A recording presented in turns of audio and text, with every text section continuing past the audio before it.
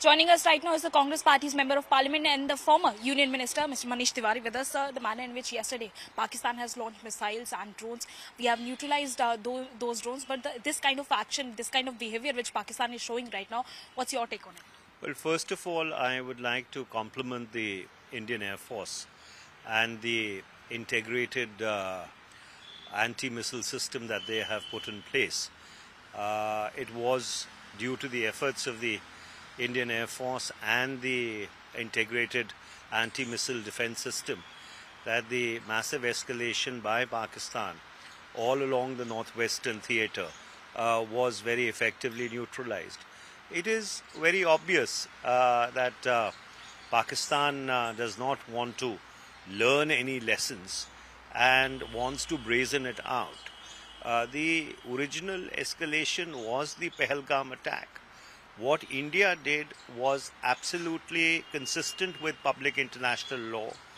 Article 51 of the United Nations Charter, we are well within our rights to exercise our right to self-defense, which is exactly what we did when we went and neutralized those terrorist bases.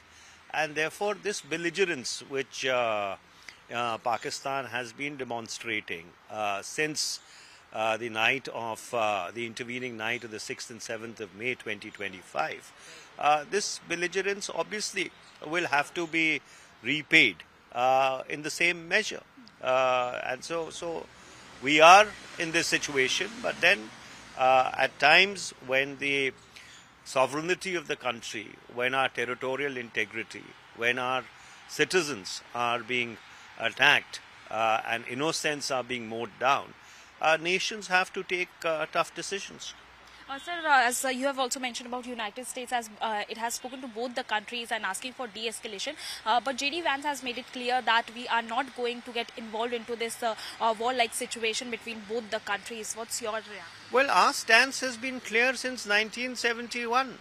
There is no scope for any third-party mediation between India and Pakistan. That's the essence of the Simla Pact. This is bilateral, and so therefore Pakistan has to secede or cease exporting terror to India. Those terror factories which they have set up and they have been using these semi-state actors as an instrument of state policy, that has to stop. And number two, all those terrorists who have been identified as people who've committed crimes in India over the decades need to be handed over to India and brought to justice. This nonsense has to stop.